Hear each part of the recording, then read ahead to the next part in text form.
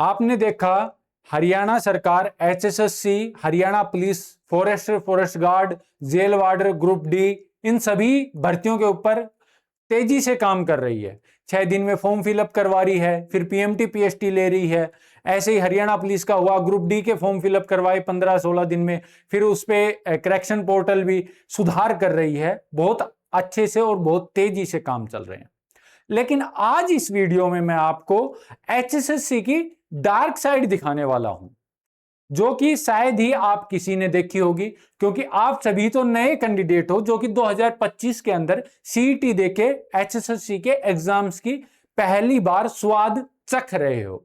लेकिन उन सभी कैंडिडेट का क्या किया जाए जो 8-9 साल से वेटिंग में है, जो अपनी भर्ती प्रक्रिया को लेकर ही एचएसएससी के पास बार बार जाते हैं और हिम्मत सिंह जी उनको डरा धमकाकर भगा देते हैं। उसके बाद भी ऐसे यूट्यूबर्स जो कि एचएसएससी को रेटिंग करवाते हैं, क्या बात है, उनको कुछ फंडिंग मिल रही है।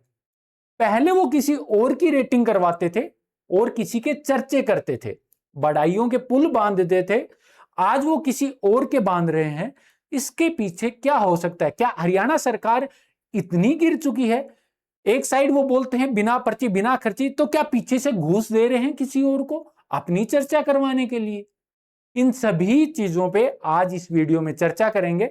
साथ में सबसे बड़ी बात है assistant draftsman civil group 10 category number 48। ये भर्ती पिछले 3-4 साल से एग्जाम हो चुके हैं, फॉर्म फिलअप हो चुके बार बार, लेकिन आज तक ये भर्ती कंप्लीट नहीं हुई।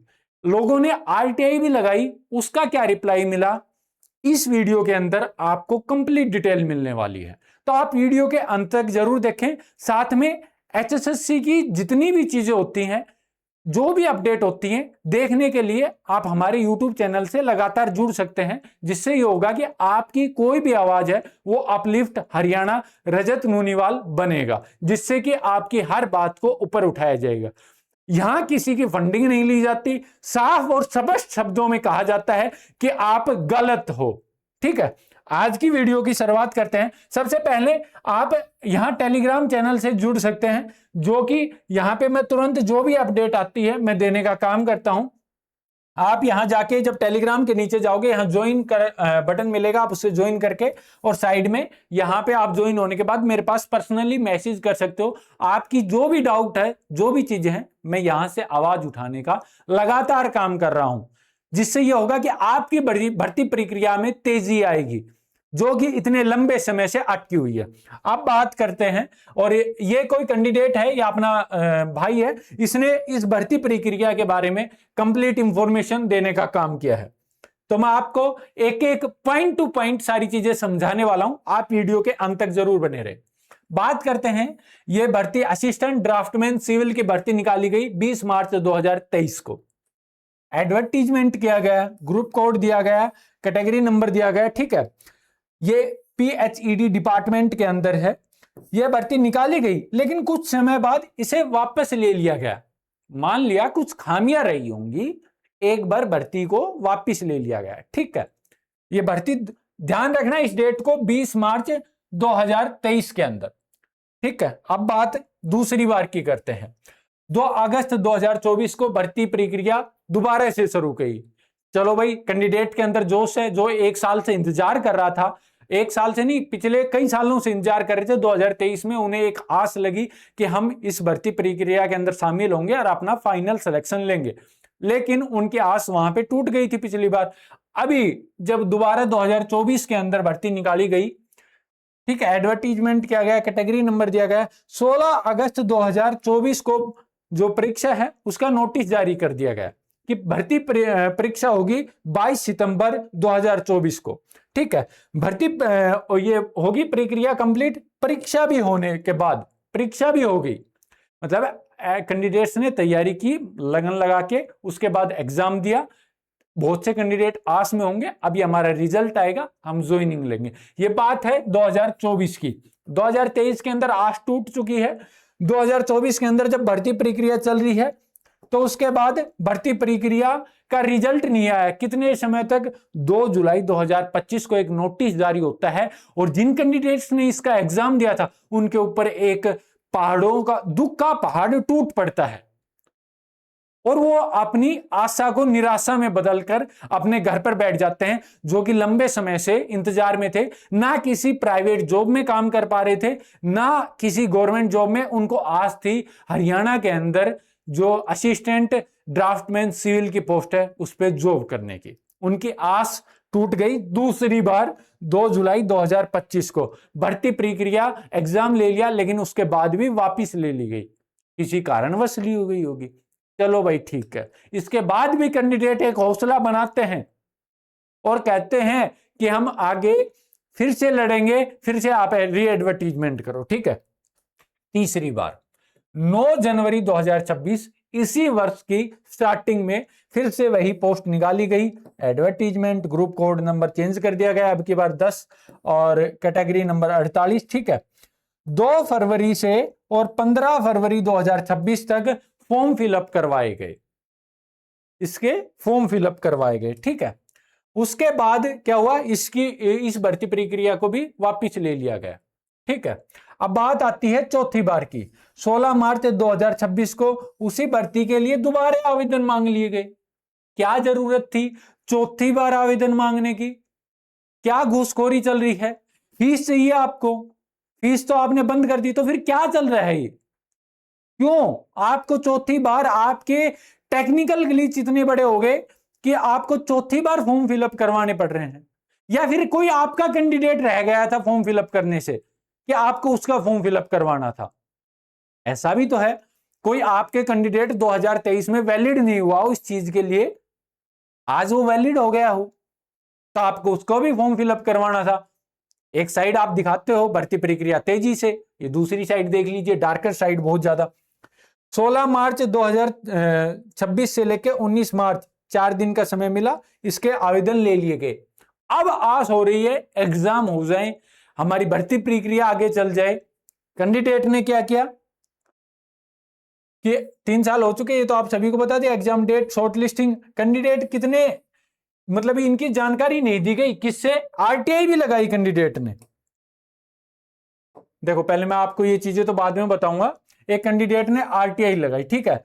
हर बार एक ही जवाब मिलता है, the recruitment process is ongoing, therefore the requested information can not be provide at this stage. क्यों भाई? आप किसी चीज की आरटीआई का मतलब क्या होता है कि आप जो कैंडिडेट इंफॉर्मेशन मांग रहा है उसको उस इंफॉर्मेशन को दिया जाए। तो फिर आप इस स्टेज पे, इस स्टेज का मतलब क्या है कि पिछले 4 साल से आप किसी चीज की इंफॉर्मेशन नहीं दिया जा रहे। इतना बड़ा करप्ट सिस्टम हो गया क्या कि एक इंफॉर्मेशन नहीं दे पा रहे आप?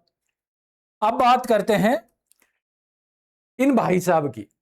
ये एक यूट्यूबर हैं, पुलिया पुलिया करके, पता नहीं क्या नाम है इनका।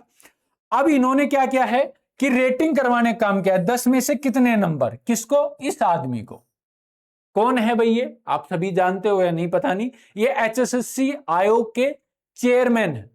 इनसे पहले भोपाल सिंह खत्री भी थे, उनसे पहले भारत भूषण भारती भी थे, लेकिन एट प्रेजेंट टाइम पे ये एचएसएससी आयोग के चेयरमैन है। इनको क्या जरूरत पड़ेगी कि वो इस कैंडिडेट से रेटिंग करवा रहे? इसने देखो इस वीडियो में लिखा भी हुआ है, Rahul Gulia sir selected ASP jailer. मतलब ये सरकार के अंदर किसी पद के ऊपर है, साथ में ये सरकार का ही काम कर रहा है। कहां घूसखोरी मिल रही है इस कैंडिडेट को? किसकी? सरकार की चाटुकारिता क्यों कर रहा है ये आदमी? दूसरी साइड, ये कुछ दिन पहले जब चुनाव हुए थे उनसे पहले ये कांग्रेस सरकार की बहुत बड़ाइयां करता था। मैंने 1-2 वीडियो पहले भी मैंने आप सभी को भी बताई। क्या चक्कर है इस आदमी को? कहां पे घूसखोरी मिल रही है? क्यों ये चाटुकारिता कर रहा? आप इसके कमेंट में जाके बताया करो कि भाई तू ये मत कर। जो ओरिजिनल इंफॉर्मेशन है अगर तेरे पास है तो देने का काम कर। इस कैंडिडेट की मैं टेलीग्राम के स्क्रीनशॉट आपको पहले भी दिखाए थे, इसने वीडियो डिलीट कर दी है पुरानी सारी। कुछ तो रीजन रहा होगा, अभी दूसरी पार्टी से मोटा रुपया मिल गया होगा, इस वजह से इसने दूसरी पार्टी की पोस्ट हटा दी। बात करते हैं, ये कुछ भाई इस वीडियो में आए थे, इसकी वीडियो में, और इन्होंने बोला कुछ, इन्होंने टेक्निकल ग्लिच के बारे में बताया।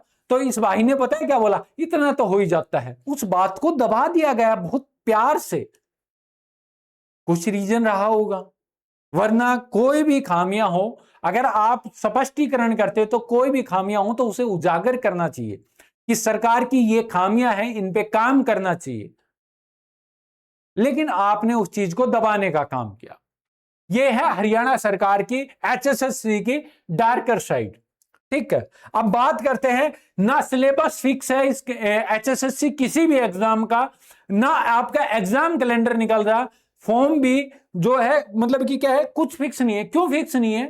कभी आपका मन करता है कि आज तो बच्चों को थोड़ा सा खुश कर दिया जाए, तो आप फॉर्म रातों रात निकाल देते हो। कभी आपका मन कोई छोटी इंफॉर्मेशन देनी हो तो आप लिख देते हो बिग अपडेट स्टे ट्यून। आप सरकारी पद पर हो, लेकिन आप क्या कर रहे हो, आप बोल रहे हो कि मेरे इंस्टा से जुड़ जाइए, मेरे व्हाट्सएप से जुड़ जाइए, मेरे फेसबुक से जुड़ जाइए। किस कारण से? आप कैंडिडेट्स को, आपको चुनाव में उतरना है क्या कल को? आप ऐसी चीजें क्यों कर रहे हो? क्यों आप लोगों को जोड़ने का काम कर रहे हो? अगर किसी कैंडिडेट को इंफॉर्मेशन चाहिए तो सरकारी आधिकारिक वेबसाइट होती है, वहां जाके अपना चेक कर लेंगे। चलो भाई ठीक है, आप एट प्रेजेंट टाइम आप उस पोस्ट पर हो कि भाई आप सोशल मीडिया के माध्यम से आप इंफॉर्मेशन देने का काम करते हो, साथ में आपकी पोस्ट के नीचे लिखा रहता है कि सोशल मीडिया से दूर रहिए। आपके दो पक्ष हो रहे हैं। क्या रीजन है इस चीज के पीछे? आप अगर आपको फिक्स करना है, अगर आपको नोटिफिकेशन देना है, तो आप दीजिए एग्जाम कैलेंडर का, आप दीजिए सिलेबस का। आपका सिलेबस पता है कैसा होता है? 70% हरियाणा जीके, 70% बाकी सब्जेक्ट, 20% हरियाणा जीके। क्या फिक्स होना चाहिए? 20% ये सब्जेक्ट आएगा, 10% ये आएगा, इसमें इतने टॉपिक्स हैं। और ये भाई साहब एसएससी को रेटिंग करवा रहे हैं। एसएससी खुद करप्ट है क्या? आप एचएसएससी और एसएससी का ही कम से कम इतना तो है कि एग्जाम कैलेंडर, एग्जाम जो टाइम देता है उस पर टाइम टू टाइम हो तो रहा है, लेकिन आपने तो दोनों साइडों को एकदम खराब कर दिया है, जिससे ना तो एचएसएससी का स्पष्टीकरण हो पा रहा है ना एसएससी का। ठीक है, अभी आरटीआई वाली बात मैंने बता दी। एक कैंडिडेट जो है इसने क्या किया कि भाई CPGRAMS पर भी शिकायत दर्ज की। वाह, टिपग्राम से भी इसने क्या किया कि वहां पे शिकायत दर्ज की, लेकिन फिलहाल हरियाणा पुलिस के पीएसटी चल रहे हैं, वहां से रिप्लाई आता है हरियाणा पुलिस के पीएसटी चल रहे हैं, पीएसटी चल रहे हैं। ये रिपोर्ट आई वहां से, पीएमटी की नहीं, इवन पीएसटी तो बाद में शुरू हुए थे, पहले ये लगाई गई थी। ठीक है, उसके बाद इस भर्ती की प्रक्रिया को करवाया जाएगा। भाई कब करवाया जाएगा? लेकिन आज तक एग्जाम डेट घोषित नहीं हुई। रीजन क्या रहा है इस चीज का? एग्जाम डेट घोषित क्यों नहीं की जा रही? जब कैंडिडेट 5 साल से इंतजार कर रहा है तो आप उनको तसल्ली के लिए एग्जाम डेट दीजिए, उनकी आवाज को क्लियरिफाई करिए, उनके जो डाउट्स हैं उनको क्लियर कीजिए। आप आके ये नोटिफिकेशन डाल के और कुछ देने का काम मत करिए। ये देखो मैंने एक एक चीज लगाई, पहली बार भर्ती निकली, भर्ती वापिस हो गई, दूसरी बार भर्ती निकली, एग्जाम नोटिस जारी हुआ, एग्जाम प्रस्तावित हुआ, बताया था मैंने 22/9/2024 को, फिर 22/7/2025 को भर्ती वापस ले ली गई, तीसरी बार भर्ती आई, फिर से चौथी बार भर्ती आई। अभी भी एग्जाम डेट शॉर्ट लिस्ट का इंतजार कर रहे हैं।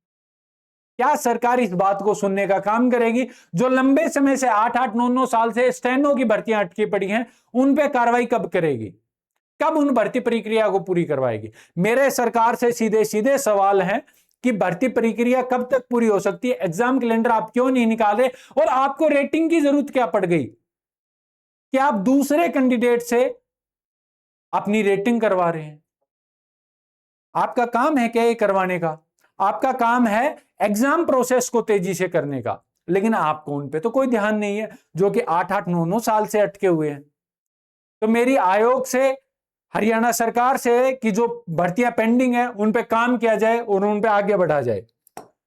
दोस्तों मैं लगातार बताता हूं कि आप मेरे टेलीग्राम चैनल से, यूट्यूब चैनल से अगर आप जुड़ जाते हो तो यहां से आपकी हर बात, हर आवाज उठाने का काम किया जाता है, जिससे कि हरियाणा सरकार हो या कोई भी सरकार हो, वहां तक अपनी आवाज बुलंद की जाए। क्योंकि जो आज के दिन में जो भ्रष्टाचार हो रहा है सरकारों के अंदर, इवन आप कहीं भी ले लो, कोई भी डिपार्टमेंट उठा लो, हर डिपार्टमेंट के अंदर भ्रष्टाचार है। तो हम कैसे मान लें कि एचएसएससी आयोग के अंदर भ्रष्टाचार नहीं है, जबकि भर्तियां चार चार बार निकाली जा रही हैं और एग्जाम और भर्ती प्रक्रिया आज तक पूरी नहीं की गई?